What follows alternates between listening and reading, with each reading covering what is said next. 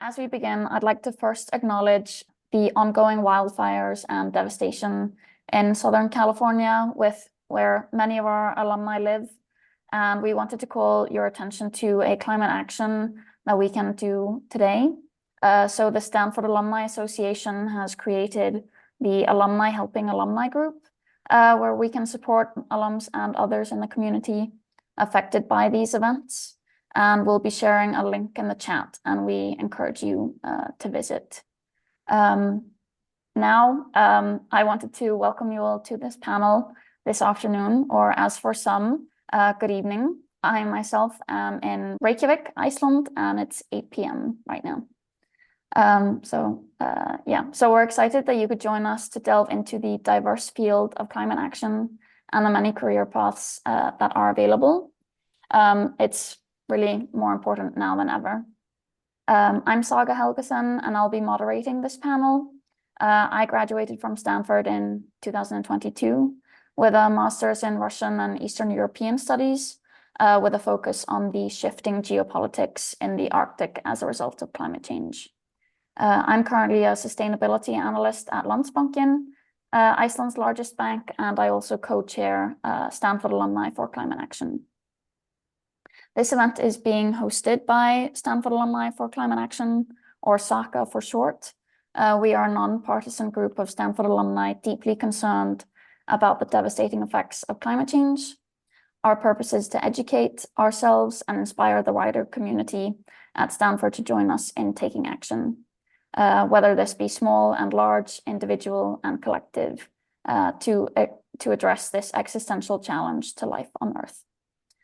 We have some exciting events coming up, so please stay tuned for those. And we'll be also posting some relevant links in the chat so that you can sign up for those. On that note, our goal today is for you to leave this panel with a sense of inspiration and optimism to kickstart the year about the exciting and important topic of climate action. And we'd also love for you to leave with, 2 to 3 pieces of insight that you perhaps did not know before.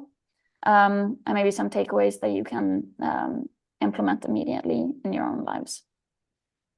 Just some housekeeping. We'll spend about 35 to 40 minutes on topics covering career pathways, whether planned or unexpected, some industry trends, challenges and opportunities, along with some individual actions, and then going into our outlook on the future. And just want to mention, please submit your questions through the Q&A function, and we'll leave about 10 to 15 minutes for questions at the end.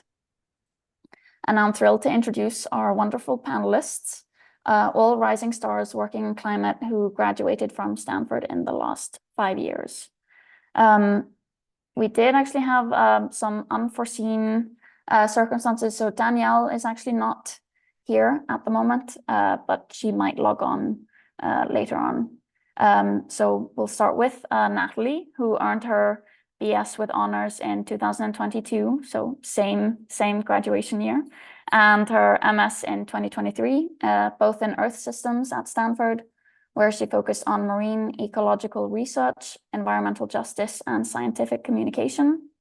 She served as a policy research fellow at Urban Ocean Lab and is currently a National Oceanic and Atmospheric Administration Coastal Management Fellow at the Coastal States Organization. That is quite a mouthful, where she works on justice and equity initiatives for state coastal zone management programs. And then we also have Sam, who graduated from the class of 2021 with a BS and MS in Management Science and Engineering. At Stanford, he played varsity basketball and launched the podcast Built for Earth to highlight founders tackling climate change with hard tech solutions. He went on to earn an MS in Advanced Energy Systems at the Colorado School of Mines, and now works at Floodgate Fund, a venture capital firm. You've both been on amazing career journeys, and you're only just beginning. And so I'm really excited to delve into learning more about your experience and your path to climate action.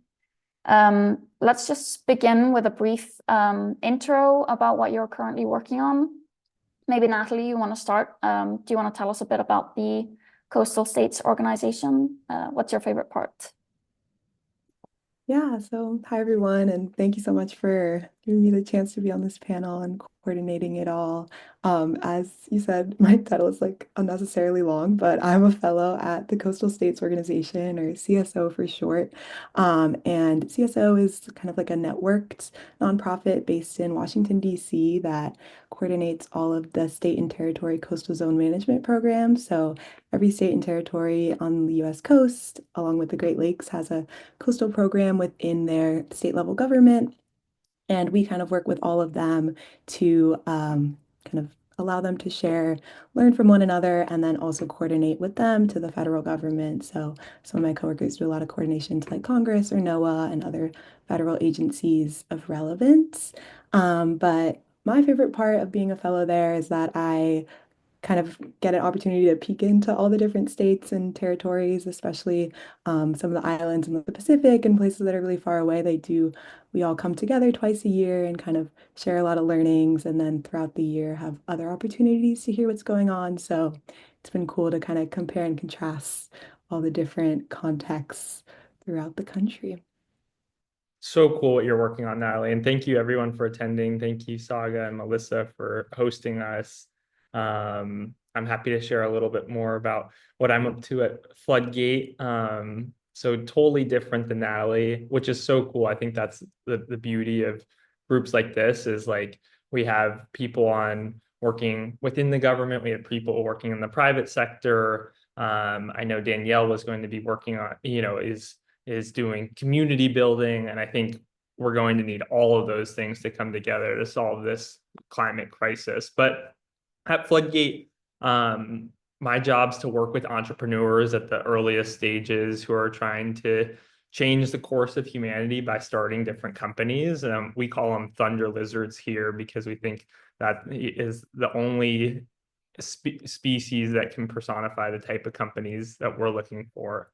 But one example of this, for example, is a guy named James Knopf, who should really be on this Climate Rising Stars call. He's a Stanford alum who started a company called Terradot, which is doing enhanced rock weathering. And so they their technology is, as their rocks interact with moisture and CO2, a chemical reaction occurs, and it turns the CO2 into a stable bicarbonate, which can store carbon for thousands of years on the gigaton scale, which is just, I think, so cool. And like, we're going to have to remove tens, like 10 billion tons of carbon dioxide per year from the atmosphere to reach where we want to go, which is net zero by 2050. And so the fact that we're able to mobilize that amount of carbon removal,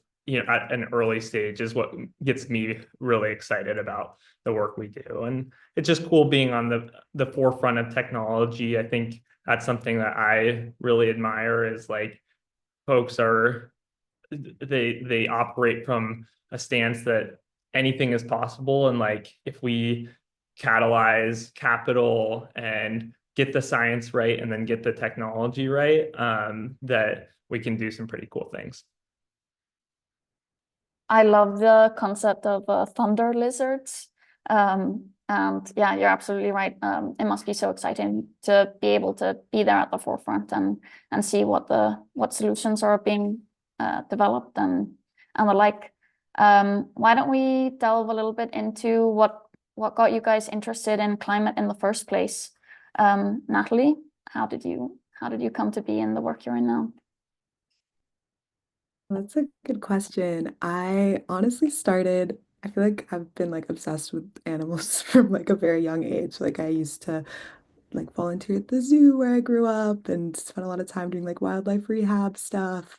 And like came to Stanford thinking I was going to be a vet, and do kind of like wildlife rehabilitation. I think my whole like application essay was like how much I love Jane Goodall, like fangirling about her, which I do still carry that love for sure. But honestly, it wasn't until I got to Stanford that I started to realize that there were kind of other jobs out there in the kind of the space of climate and environmental science. I don't think I even knew what the Earth Systems major was before kind of meeting more people. And I was initially like a bio major and ended up switching like pretty late in my sophomore year because I started to realize that there were really cool opportunities out there and ways to kind of get at all these intersecting systems. And I'd always been really interested in kind of social justice movements and felt like that was something really important to me and something important to whatever work that I did. And so I kind of, I guess, fell into the world of environmental justice. I think right around when I was at Stanford, there was starting to be more and more work in that space. There was the Environmental Justice Working Group that just recently like successfully hired on like a bunch of new faculty members to focus specifically on EJ. Like we developed an EJ minor within the Earth Systems program while I was there as well. I was really involved in Earth Tones, which was like a student-run festival that was kind of centering environmental justice and communities of color and connections to nature. And so I think I just maybe right place at the right time, but kind of got to meet more and more people and kind of do more and more ocean related things, and then kind of fell into this space of you can't really learn about those things and those systems right now without learning about climate and how climate impacts it all. And so took the fellowship that I'm doing now because I was kind of curious about the policy space and how that all connects to these things and kind of what levers exist there to be able to make change. So that's kind of where I'm at, TBD, where the career path will go from here. But that was kind of my origin, I guess. I had no idea that you had a hand to play in developing the environmental justice minor. Yeah, That's I really don't think cool. I can take credit for it, but I definitely got to know a lot of those people and professors, and they were very significant parts of my Stanford time for sure. That's really cool. How about you, Sam? Did you always know you were going to go into climate? I did not. I wish my story was as eloquent as Natalie's, but I was not volunteering at the zoo. I actually hated hiking growing up as well. I just wanted to play basketball. But as I grew up, I recognized like how beautiful the world is, and we only have one planet and we kind of need to protect it. And it wasn't until my co-term at Stanford that I was like, this is where I want to spend my career. And I think what really fascinates me about it is it's a global problem that will require global solutions. And it's called global warming for a reason. And I think that's something that drew me to it, was like, this is something that the world should try to be addressing together, not just like, shouldn't be a bipartisan issue. I know it is, but it shouldn't be. We need to all be tackling it together. And so I think that's continues to be what excites me the most about it is, as a lot of this technology comes down the cost curve, you see countries like Pakistan increasing electricity penetration by 30% in the last 6 months, just through rooftop solar. Like that is so cool that like there's human impacts that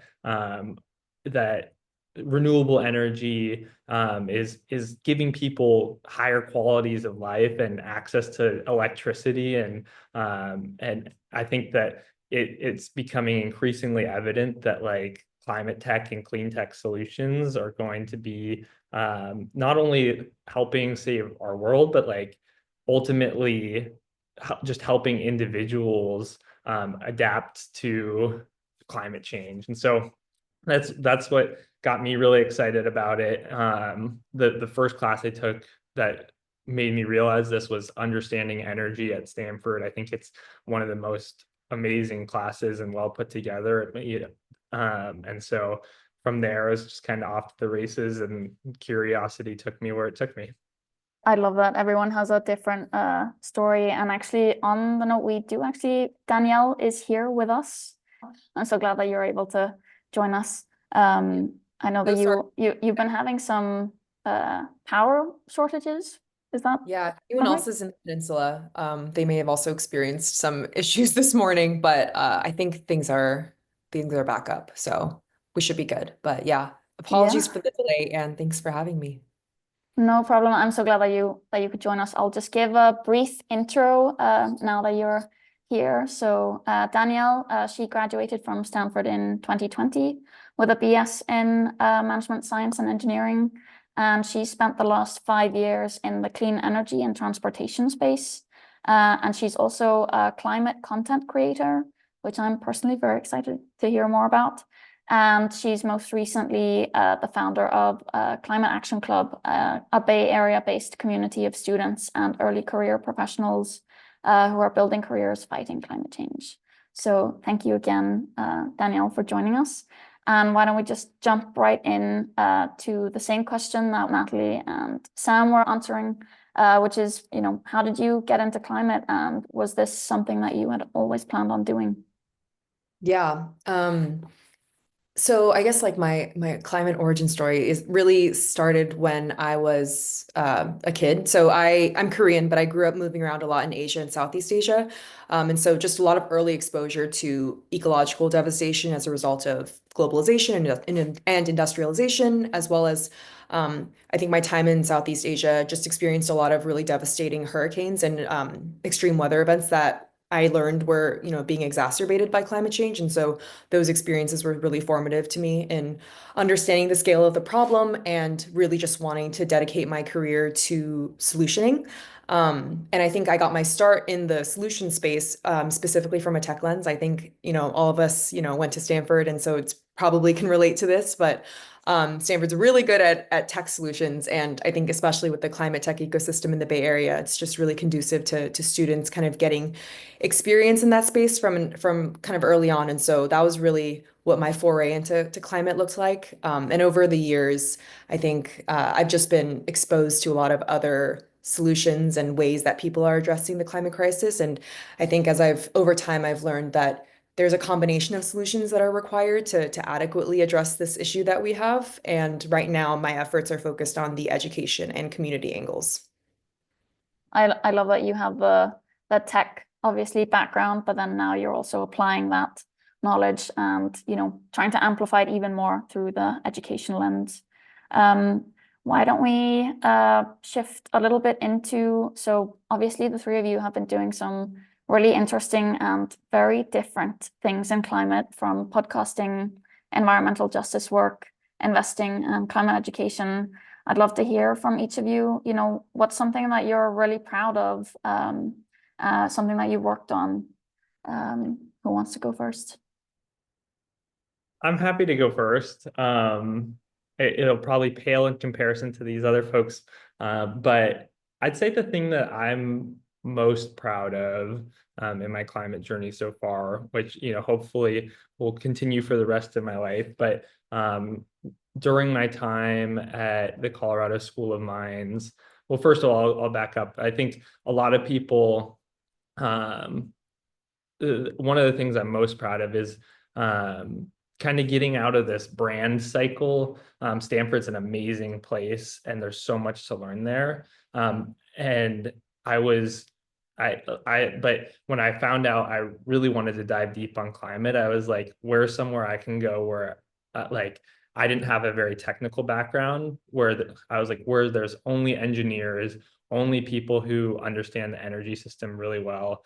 And so I found this school that only is engineering in Colorado, called the Colorado School of Mines, and studied energy systems there. And I feel like that was kind of my foray into really diving deep and trying to understand this at a technical lens, because the US energy grid is the most complex system in the world, and I felt like I was really needed to develop more expertise around that. And so that was kind of one thing that I was proud of, was saying, okay, people might not know about this place, but it's the place that I need to go to explore my interests. So that was one thing. And then that got me more interested in climate tech and entrepreneurships and startups. And so I decided to start this podcast called Built for Earth, where I interview different founders who are taking on climate change through hard tech solutions. And so I've gotten to meet some really cool people through that, who are doing small modular nuclear reactors, or transforming oil wells into energy storage, or are building new types of sustainable building products. And it's kind of run the gamut. And I think Danielle and Natalie will be able to share more about this than I can, but I don't think technology can be the only solution. And so I've interviewed some folks who are doing nonprofit work, with like Protect Our Winters. The CEO of Protect Our Winters it's all about community building.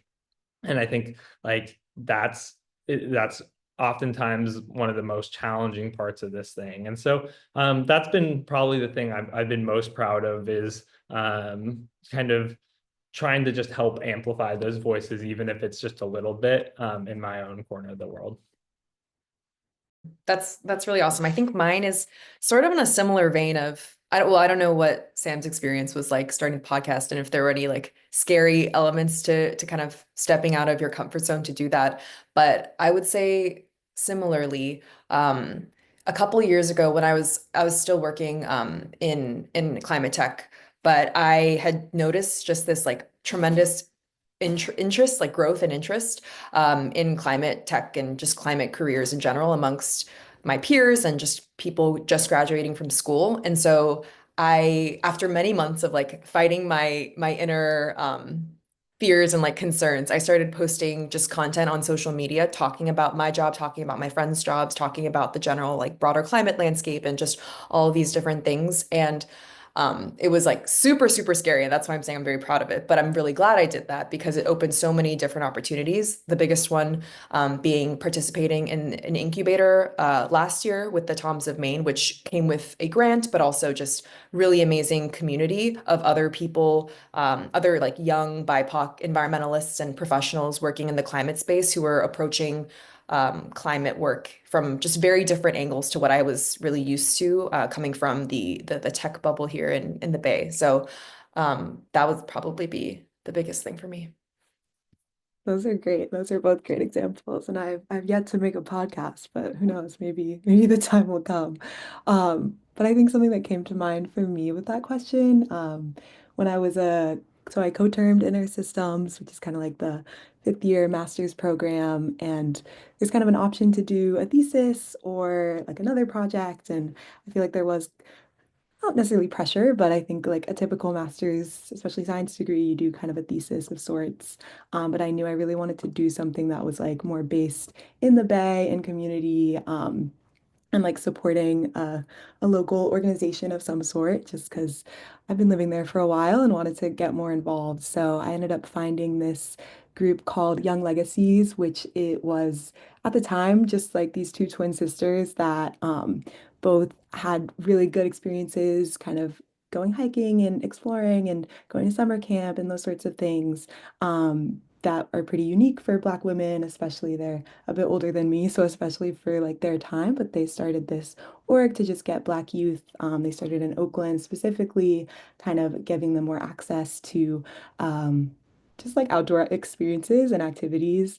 And so I was super excited because I was a summer camp counselor for a while. Like I love hanging out with kids, and I was like, this feels like the perfect combo of a lot of my interests. So somehow finessed a way to take a lot of those public service classes that let you kind of volunteer with different groups and bring them in, and spent a lot of my master's year kind of working with them and developing like personal relationship, but then also they were really interested in getting like more of an institutional partnership with Stanford. So kind of helped set that up with them in the Haas Center for Public Service on campus. And now they're like partners and they have students every year or every like quarter that come and help out. And they actually just like bought a big plot of land by Tahoe and they're like building a summer camp and they're about to like make that happen. So I think that was both like really rewarding and like a fun way for me to spend the year, but also just like really nice to know that it like continued on afterwards. And like, who knows, maybe I'll just go work at their summer camp soon because it seems fun. But yeah. I love that your answers are so different, but it's all about, finding something that's going to be rewarding to you and your your strengths or your passions, and also doing something that might scare the hell out of you to begin with, but then you find that you're really happy with how it turned out, and and for having taken the risk. I'm curious to know, Natalie, actually more about the coastal zone management. What's something that you wish people knew more about the oceans and coastlines as it relates to climate? I mean, I think there's a lot of things. I think working with kind of the state and territory coastal programs has been really eye-opening for me because I feel like they're kind of a niche government agency. Like most people don't really know much about them unless you're kind of working directly with them, but they really do, like they basically do all the permitting in the coastal zone. They help with all the land use policies. They do a lot of like public access and state beach management and like erosion control and like kind of have their fingers in all these different things that are like really important, not only for like the ecosystems along the coast and like ocean health and all those things, but also like a majority of the big cities and people in the US, like, and most places, honestly, live along coastlines. And as we all know, like being in the Bay, there's all sorts of ranges from like extreme wealth to a lot of income inequality, just other systemic kind of oppression and things going on in these places. And so I think it's a cool space in that it's kind of at the nexus of all of those things, but also at the same time, very much like on the front lines of a lot of climate impacts where like sea level rise and flooding and hurricanes and even like what's happening in California right now, those wildfires are in the coastal zone. Like everything is kind of all happening there right now, which is maybe not the most reassuring thing to think about, but I think is just for me working in that space right now has been both really interesting and also, I guess, good to know that there's agencies out there that are kind of at that center of all those things, and that there are slowly building more and more networks to kind of get all these different types of people that are kind of working in different silos to kind of come together. Because I think that is probably the most essential thing to not pretend that these are all kind of separate things, but they're actually very connected. Yeah, absolutely. I mean, and as you say, like there's so much going on in the coastlines, and as you say, like with all the different environmental hazards taking place in the communities. So it just makes your work that much more impactful, I would say. And yeah, so you really have the ability to see progress, hopefully. And sort of along those lines, I'm curious to hear from Danielle, especially seeing that you were a climate content creator for the Harris Waltz campaign. Obviously, equipping people with good knowledge is crucial. What advice do you have based on what you learned through this about how to communicate with people effectively about climate? And it sort of, lingers on what Natalie was saying about all these different stakeholder groups and different communities. Totally. I think what's difficult about communications and talking to different audiences is that when you're putting a message together, you need to be targeted towards the audience that you're trying to target. But of course, there's different kinds of messaging. Some can be super broad, which may or may not be effective if you're trying to talk to too many people.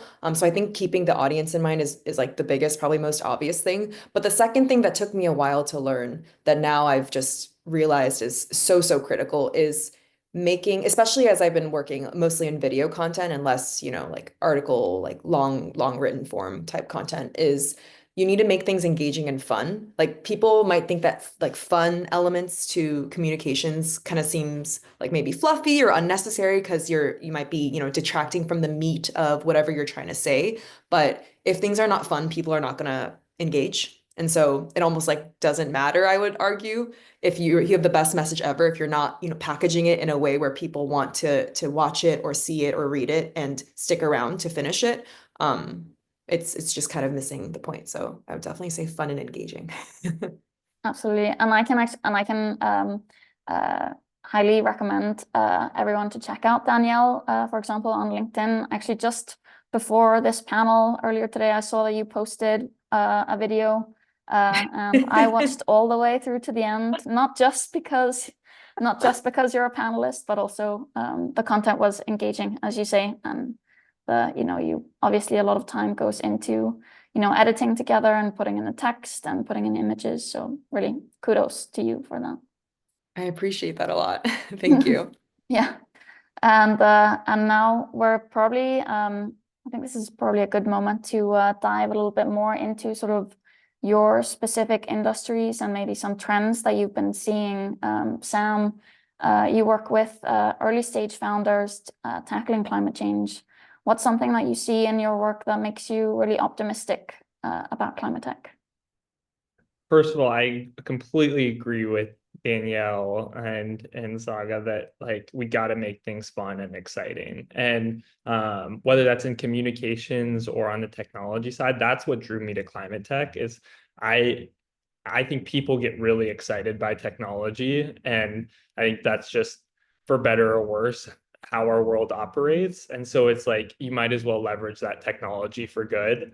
And I think it's like one of those things where to mobilize people, they have to be excited about it. And so whether that's a content creation campaign or a podcast, I could probably make my podcast a little bit more fun. I got to think about that. But the I completely agree that excitement about climate is the number one thing.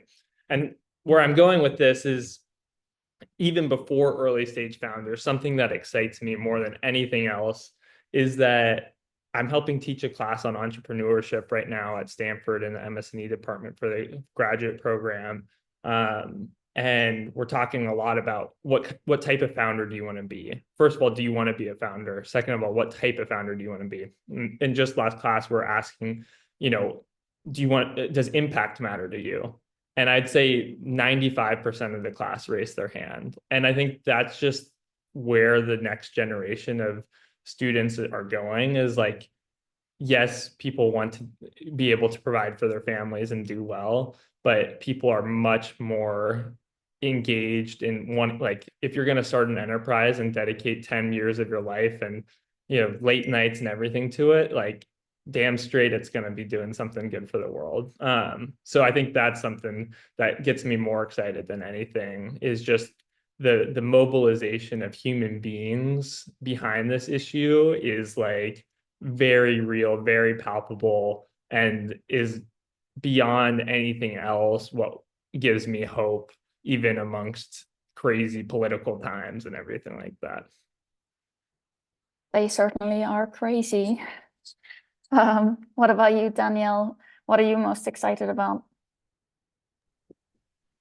I would say that maybe more broadly speaking, I'm really excited to see the energy, engagement, and investment people have been making and will continue to amp up over the next couple of years. I think with the way that the election, with the re-election of this this upcoming administration, the Trump administration, and just I think the way that the climate community has responded to that has been really encouraging, and that people have sort of realized that community-based efforts are a really large lever or leverage point for change making, especially when we think about the systemic challenges and problems that we face when it comes to climate change. And so I'm just seeing a lot of energy and investment and excitement across people, across political spectrums, but also just different interest areas within climate, and really just wanting to come together to really learn, develop relationships, and work on how we want to act moving forward as we enter, continued craziness with the political environment. But I guess, and then personally too, on a similar vein, I'm super excited to be building Climate Action Club, my community in the Bay Area, for Gen Z change makers who really want to dive into a community of like-minded people that care very deeply about the same problems that we all care about, and want to, take that investment to build those relationships, learn together, come up with action plans together. So super excited about all of it. What about you, Natalie? What's a climate solution you're really excited about? Yeah, no, I think I'm glad I'm going after Danielle because I think very similarly, I feel like community kind of grassroots momentum that is coming, that has been there for honestly forever, but I feel like is getting stronger and stronger, is definitely exciting to me. I think something in particular that I've had the chance to work on pretty closely, I was like having a meeting about it earlier today actually, is resilience hubs as kind of a climate solution. There's like a range of different definitions for what that means. The one that I've been working closely with is based out of Delaware, and they kind of popped up after Hurricane Ida when there was a lot of flooding. In a lot of communities that like weren't necessarily directly in like the coastal areas where they're getting all the kind of initial support, but still people are like very directly impacted. And since then, they've kind of done a lot of like emergency preparedness trainings. Like I've been helping with a grant where they basically just give out emergency kit supplies and teach people how to use what's in them, and do kind of cooling centers when it's too hot and like warming days when it's too cold, like just kind of the meeting people's basic needs and also kind of educating and preparing them for future things to come. And I think that sort of thing has been in existence for a long time, but there is recently more and more support from at least right now, kind of government entities. But even if that pulls out, there still is a lot of support from kind of foundations and private sector and those sorts of things to kind of supplement this type of work, just to like get the knowledge and access information into more people's hands. And so I think that is inspiring to me and like gives me at least a little bit of hope. Absolutely. I feel like climate tech, those solutions can be very technically complicated, but as you say, Natalie, some things are very straightforward and just sort of common sense things to do and how to help people. I'm curious, maybe Danielle, do you want to comment maybe on your previous work experiences in clean energy and transportation? How did the regulatory landscape affect your work? Do you have an example, either sort of in a good or a bad way? I'm always curious to hear what are what the challenges are in everyone's industries, because we're all dealing with different stuff. I would say that I think with the industries that we're working in that are heavily dependent on government intervention and support to really like ignite the momentum behind things like charging or new kinds of battery storage, or even solar, wind energies that have been around for a while but need to be deployed at a rapidly growing scale. That regulation and like policies and incentives play a huge role in how projects, especially physical projects and physical infrastructure gets deployed, which can be incredibly expensive and just have long lead times and all of that. When I was working in charging, there were lots of changes in the regulatory landscape, a lot of positive ones.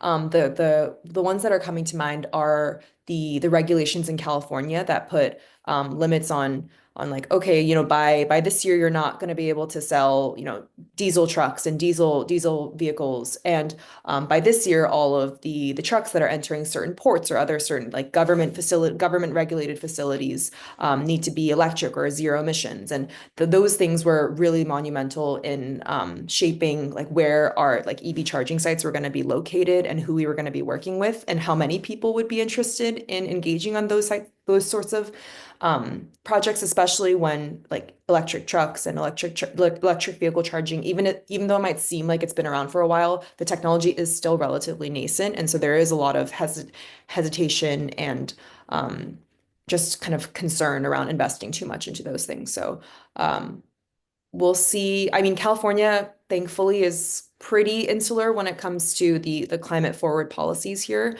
compared to what will happen on the federal level. But of course, the IRA may be repealed. Who knows? Yeah, I guess all will be revealed. What's it like in the VC world, Sam? Any regulatory things we should be curious about?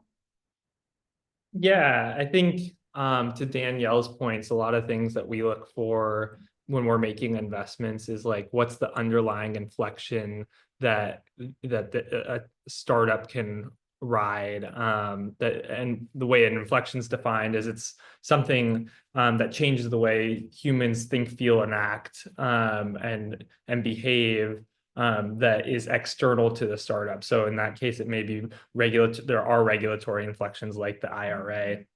But I think at the earliest stages, what we see most is like we're investing in a future that is 10, 15 years out from today. And so basically, we're looking for entrepreneurs who have backcasted from that future and are trying to create a breakthrough that is almost irrespective of the current political environment. So if you look 10, 15 years ahead, I think we can all unequivocally say that we're going to need decarbonization technologies. We're going to need more grid scale storage. We're going to need better food systems that don't pollute the environment. We're going to need a lot of hard tech that's going to require a lot of capital investment.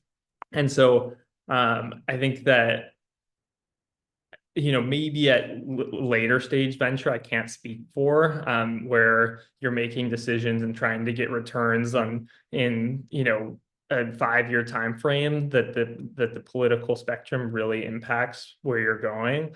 But by definition, a breakthrough by definition can't have a recipe because by definition they haven't happened before, and so it's like you can't apply the current political lens too much to the work we're doing, but just more trying to say like, okay, if in 2045 or even 2040 we're trying to be at 80% carbon reduction, what do we need to do to get there?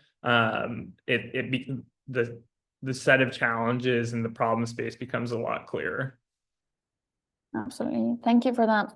I wanted to do maybe one more question before we go into the Q&A, and this one's for Natalie. Where do you get your inspiration from? Do you have any role models that you'd like to share with us? Actually, Melissa and I were talking about this right before, but there's someone called Ayanna Elizabeth Johnson, who I had the opportunity to kind of work for her think tank for a little bit. But also she does a lot of stuff around kind of climate solutions, mostly a lot of hope and optimism and things that we need right now, but in a very like practical way that is still recognizing the reality. She has a couple books that we would highly recommend checking out and reading. But she also is kind of an ocean scientist that does a lot of environmental justice work. So very much I'm trying to be her basically.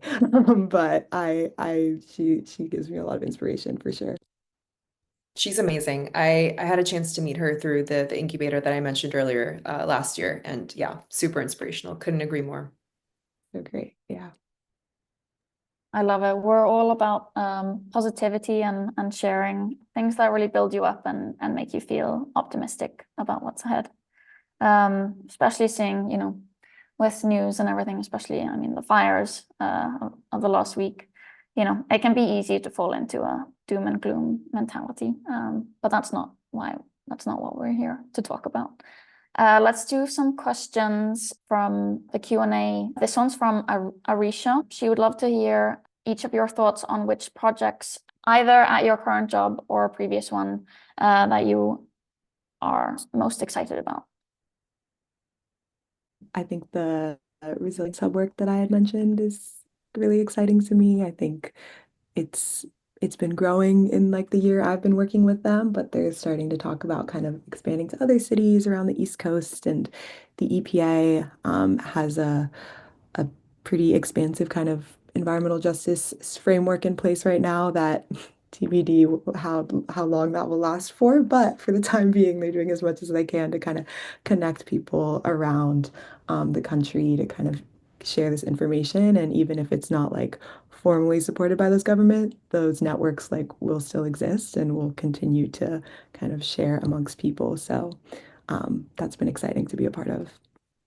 One thing I'm really excited about is how our food system is changing around the climate conversation. I think it wasn't until like 2018 that people really started to recognize that 30% of emissions are related to the food system, both in the way our food's produced, and then how it's consumed, and then ultimately how it's disposed of. And I think that like at my previous job with a family office called Insight, that was our main focus, was how can we tackle the food waste issue, because so much food is being wasted all of the time. And at the same time, 50 million Americans don't have the food that they need. And so it's like, it's like almost a more of a logistics problem than anything else. And so, when food goes to waste and decomposes in landfills, it creates methane, which has 83 times the global warming potential of carbon dioxide. And so it's like, okay, how can we remobilize those resources and make sure food's getting eaten? Or how can we dispose of it and turn it into a circular economy where we're then feeding chickens with our food waste scraps. The company I was working for was called, or the family office I was working with was associated with the company called Mill, which is doing that. And I think that like that's just something that's really cool, because we all enjoy food, we all can relate to it, and it's like the problem is so interdisciplinary. There's so many co-benefits to trying to solve it. And it's just like, it's right there at our fingertips. We almost just got to like go do it. And so that's one thing I'm excited about. Yeah, and I think that those themes that you mentioned really tie into another question I'm seeing in the Q&A around climate and health, because food plays such a huge role in that. In terms of, things what I'm most excited for, I feel like it's a lot of what I kind of alluded to and mentioned earlier around the community building work I'm going to be focusing on this year with Building Climate Action Club in the Bay. Super, super excited. We've already, we've met a few times already this year, and just what I'm really excited about is bringing people from the climate tech space, the VC space, the policy space, even just big tech, people working in AI at SaaS companies, people, working in corporate sustainability, just bringing all of these minds and people who care so deeply about this problem together to have really honest and critical conversations around if we're making the progress that we need to be making and how we can come together to affect that change. I think it's really easy to feel, especially as a like an early career person, it's easy to feel like you don't have any control or feel very helpless when you think about the extent of these problems and these systemic problems that we face. But a lot of change happens when groups of friends come together and say, hey, there's this issue, how do we address it? And so, yeah, super, super excited for this work. And if any of you are based in the Bay, early career folks that are looking for a climate community or just any community to join, please reach out. I'd love to chat. And I'm super excited to hear, Danielle, also how your community building comes along, and excited to see what's next for you guys. There was an interesting question from Sam. What do you think is the most effective way to deal with climate disinformation and profiteering? I feel like this probably also touches on greenwashing and those types of questions. I've thought about this a lot as I've delved into the media, the social media space, because disinformation and misinformation are huge themes that people who work in comms need to think about. It's a huge problem. Like it's a huge problem. The fact that information is as easy as it's ever been and so accessible at our fingertips, yet the information we can access, a lot of it is wrong and or misleading or like purposely misleading is an enormous issue. And the way that I've tried to address it is by starting to talk about it and making content about misinformation and disinformation, which kind of feels a little meta, but just being really honest about the fact that it can be really difficult to trust where you're getting your information. And even like digital natives, like even Gen Z, where people would assume like, oh, of course, like, the internet's been around for like as long as you've been alive. Of course, it's easy for you to discern between what's true and what's not. Like with AI and with the advancement of bad actors, it's harder than ever to really make those distinctions. And so I think really just like talking to people and bringing awareness to this issue, as well as ourselves putting in the extra effort to check if things are correct and if other sources can validate what you're reading before you share it or before you talk about it with other people is kind of how I've been thinking about it. Yeah. I I wouldn't say anything else besides what Danielle said. I think the only other thing I've been thinking a lot about in my own work is it's like I think that having real human to human conversations is really important, and having like debate is really important. I almost wish I had gone back and done speech and debate and been able to learn how to really navigate a conversation, because I think that sometimes people will be throwing misinformation at you, and then you don't, like, just because they're saying more, you don't know how to respond. And it's like, even if you are correct or is behind you, I think just being able to like defend your opinions and stand up for what you believe in is really important. And that would be my only addition there. Those are both like very true. And I definitely agree, Sam. That's something I like. It's easy to get like, oh, they're just talking so much. They know they're great. No, I actually like studied this. I know what I'm talking about.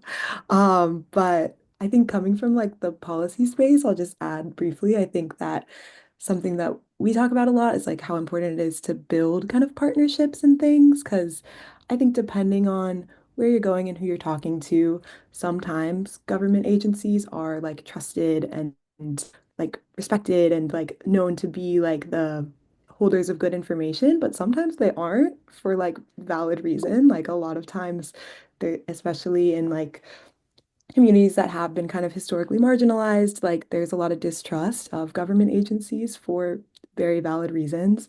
And I think a big part of kind of making sure that like the science and data and information about resources that is often held by these like larger government agencies is getting into the hands of these communities, is to kind of build actual like reciprocal partnerships with trusted community-based organizations, trusted community-based leaders, like people that community members do trust, and also like tailoring your information to their needs and their wants. Like I feel like there's a lot of like Noah loves to make like cool tools and digital websites where you can like put in your zip code and see sea level rise, which like is maybe helpful to some people, but like some people just want to know like what is sea level rise? Like what does that even mean? Like I think being aware of your audience and also like who the messenger is, but not doing that in a tokenizing way, like actually developing relationships and making sure it's a two-way kind of stream and recognizing that they probably have knowledge and things that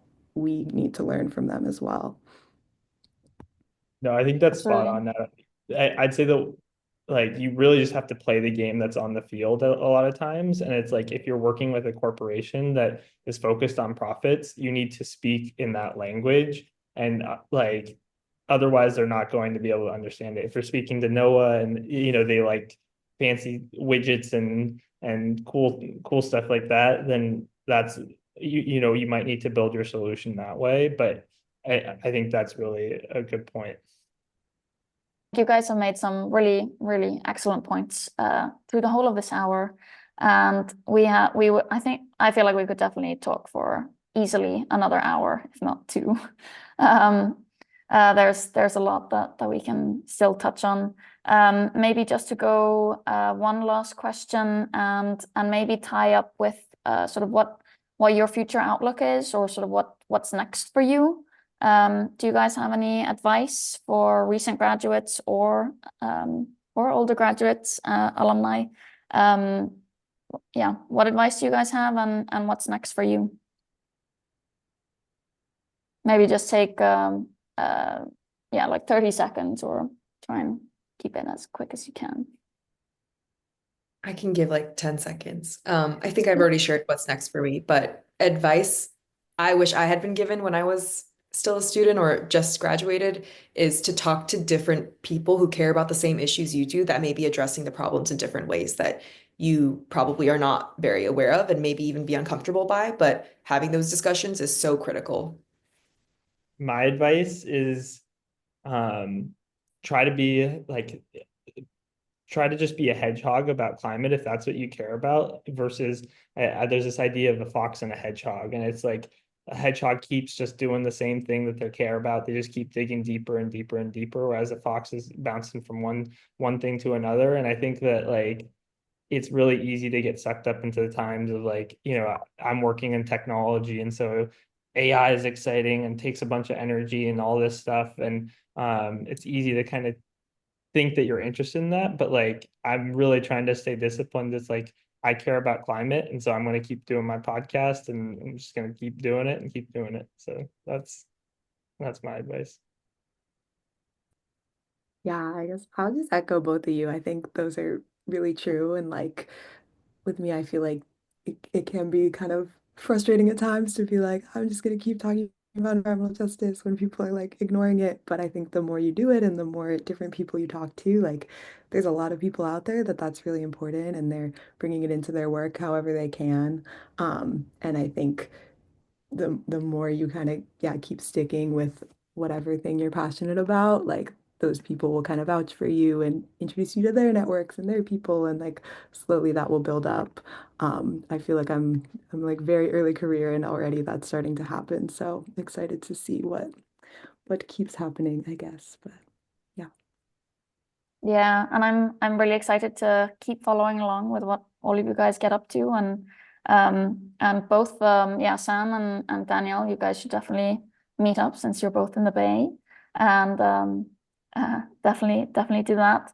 And yeah, since we are 1 minute over, I just wanted to say that it's been an absolute pleasure hearing more about what you guys have been working on and talking with you today. I want to thank each and every one of your of the panelists for your insight and for sharing, the examples of how diverse climate action can be. I hope that those watching have gained some takeaways and are feeling optimistic about the road ahead. I can say for myself, just from the brief takeaways, that be the hedgehog. Community-based levers are important to make impact. And we really have to make things fun and exciting to engage with different stakeholders and your audience and just people in general. So again, thank you so much, and I'm excited to follow you guys along. Thank you so much for putting this on. Thank you. This is awesome. And thank you all for tuning in. Have a good rest of your day, everyone.